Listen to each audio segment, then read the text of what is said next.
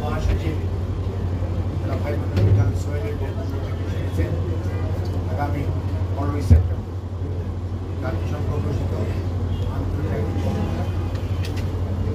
এই গণতন্ত্রের সাথে বিএনপি জড়িত এবং বিএনপি তার প্রতিষ্ঠাকারী সাল থেকে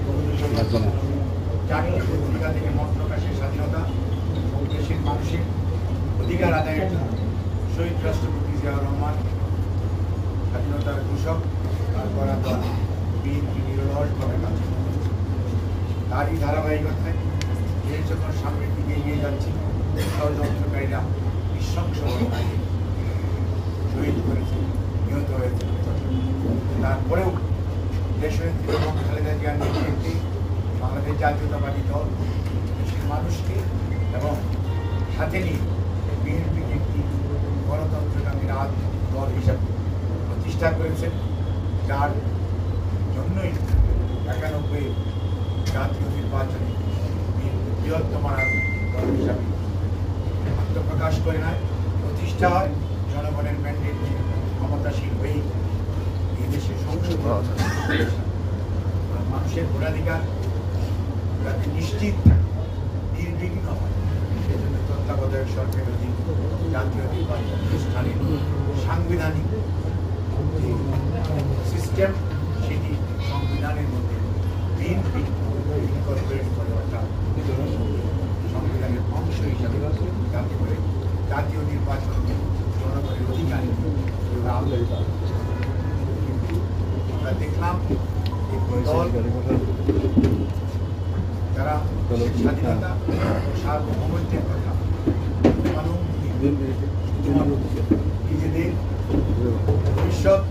নিজেদের নেতা কর্মীদেরকে আখের বোঝানো, দেশের সম্পদ উৎপাদ এবং দেশ তাদের একটি পৈতৃক সম্পত্তি হিসাবে ব্যবহার করার মানসিকতা নিয়ে যারা এই দেশে 2008 ক্ষমতাসীন হওয়ার পর থেকে জনগণের অধিকার আসতে তার জন্য 14 সালে বিনা ভোটের নির্বাচন হয়েছে, 18 সালে রাতের ভোটের নির্বাচন হয়েছে, 24 এটা বন্ধ করেন জনগণের অংশগ্রহণ লাগান না না বন্ধ করতে হবে।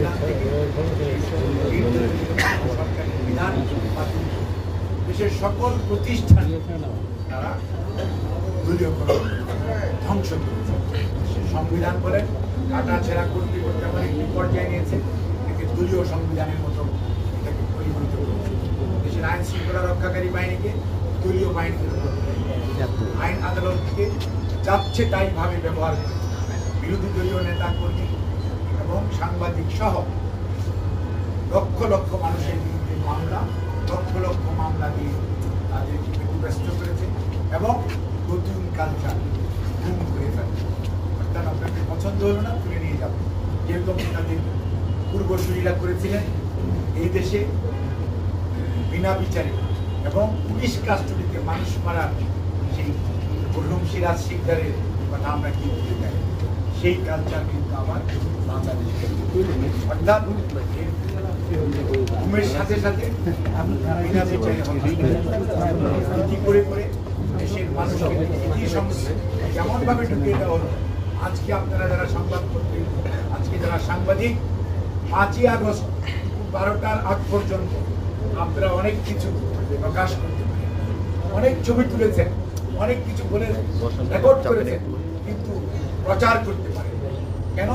ভয়ে। কারণ সাগররুনি নিজ ঘরে তাদেরকে নিহত করা হয়েছে, হত্যা করা হয়েছে, তার আজ পর্যন্ত তার কতবার, কত শতবার তার চার্জশিট পিছিয়ে গেছে, কত তদন্ত হয়েছে। ইলিয়াস আলীর মতো আমাদের নেতা হারিয়ে গেছে, আজকে তার চৌধুরী আলম কোথায়, ভিউ কোথায় আমরা জানি না। অর্থাৎ এই দেশে বিনা বিচারে হত্যা এবং গুম এগুলো করতে করতে